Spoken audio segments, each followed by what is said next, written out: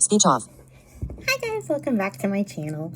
So, my last blindness related video, I did ways to not interact with a blind person, and I told some stories in that video, which were a bit awkward related to sighted people. But I don't want you guys to think that I, spend all my time, telling stories about sighted people. I want you to know I can make fun of myself. So I thought that I would entertain you with some embarrassing stories related to my blindness throughout my childhood. Actually had a hard time picking those just because, there were so many to choose from. But here are probably my top 5. So, number 5. I was in middle school. And me and some of my friends were in the holiday concert. And we were walking on stage. And I don't remember what one of my friends said. But I said, "Shut up, Karen." But I did not realize that we were on stage already and the mic was right in front of my face. So "Shut up, Karen" got blasted for the entire auditorium to hear and to laugh, and I was never able to live that down in middle school. So yeah, there's that one. Awkward. There are so many instances where I am talking about someone and at the most inopportune moment. You have to be really careful when you're blind and talking about people. So yeah, that was a moment in middle school. My next moment was also in middle school. We were doing water play. Adapted PE has some very interesting activities. Basically, adapted PE is PE for students with disabilities, and teachers have to get creative.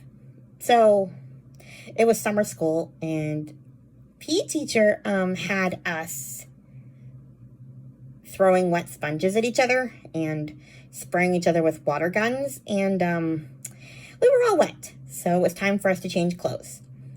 So I go into the bathroom, and I get really nervous when I change in places that aren't my home, because I always feel like I need to hurry up, and also there's nowhere to sit really when you're trying to change in a toilet stall, and I have really bad balance issues.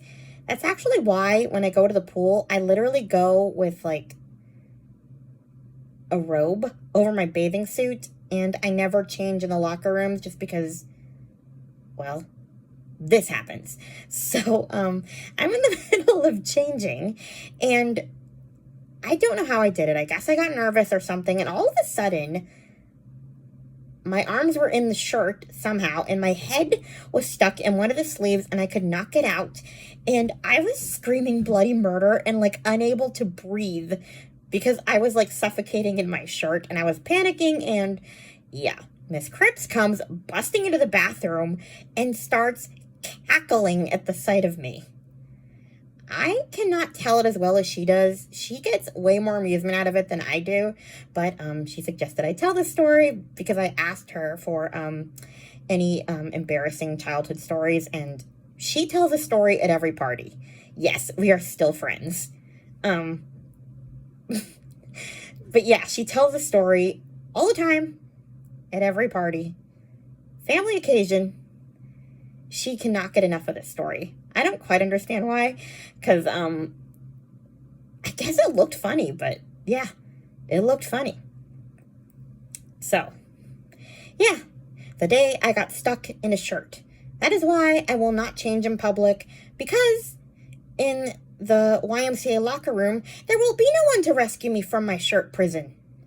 So, therefore, I will change and shower in the privacy of my own home, panic-free. Because, contrary to popular belief, I can dress myself. I just panic in public places. And I don't want to get stuck in a shirt in front of a bunch of strangers, because that would be real awkward and embarrassing. Okay, let's move on to my adulthood. Those stories get a bit more interesting.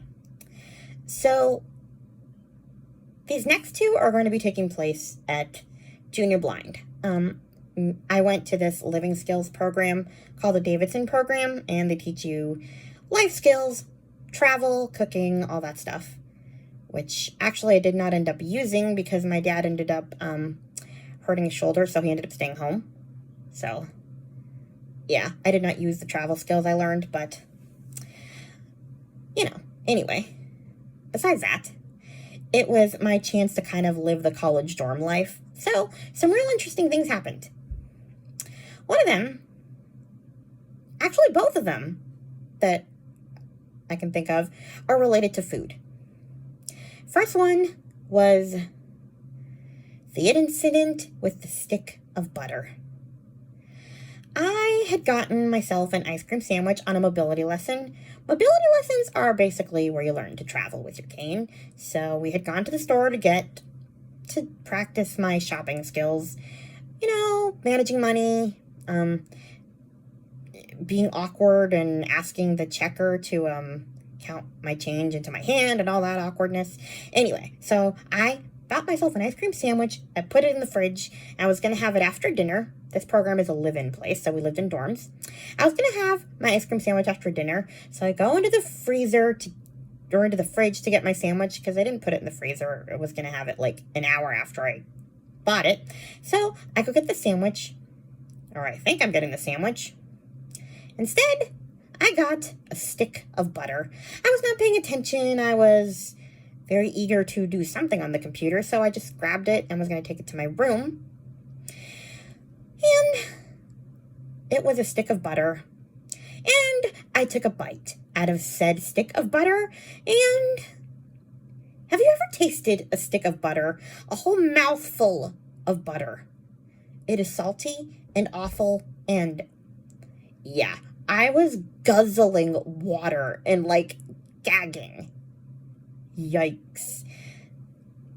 I was drinking water the way my dog slurp water out of the bowl. I could not get that taste out of my mouth. It was bad. And everybody was laughing at me. So, yeah. I should have sniffed it because, then I would have known that it smelled like chocolate, but I'm pretty sure I probably had a stuffy nose from allergies back then. Sounds gross now because, COVID. Every time somebody has the sniffles, we panic now. But, that was 2012, probably. So way before COVID was a thing. So back then, we all went around with the sniffles and gave each other germs. Whatever. So, yeah, that was the incident with the stick of butter. Now let's move on to the incident with Mrs. Fields' cookies. Brittany, this one's for you.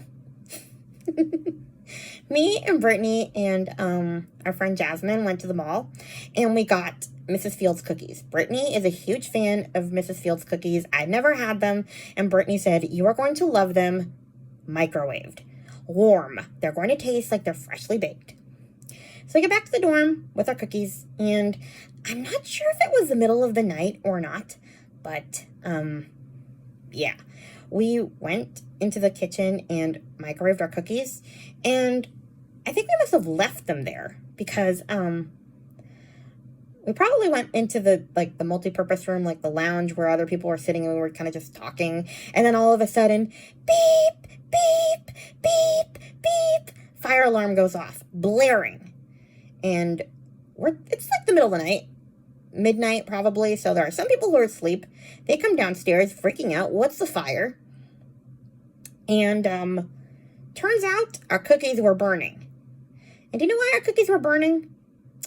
I will take no responsibility for this. It is because the staff changed microwaves.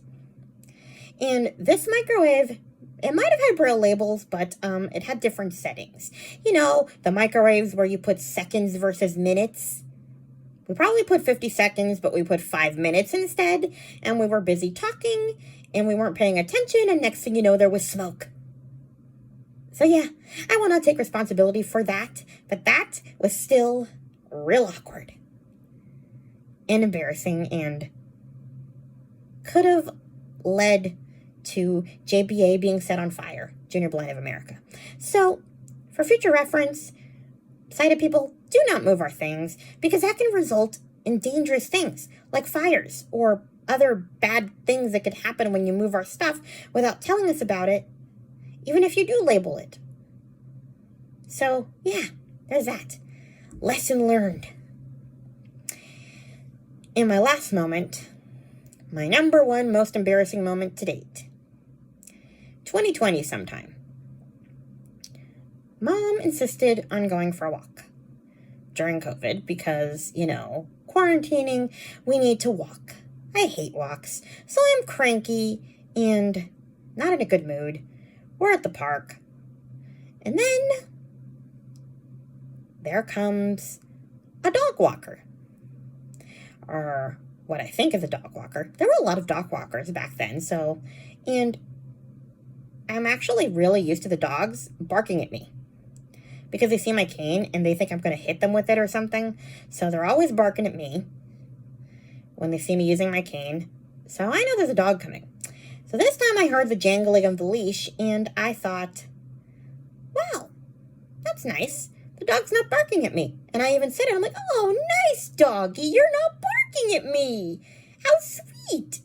And then the lady stops and looks at me like I'm insane. And Mom has to tell me, that's not a leash. Those are this woman's keys hanging out of her pocket, and you just called a passing pedestrian nice doggy. Yep. That has to be the most humiliating moment of my entire existence. I called a human nice doggy. Uh-huh.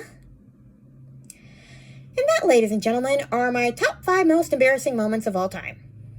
Listen and laugh, like, comment, and subscribe, and I will talk to you in my next video if I ever recover. Bye! Speech on. Stop recording video.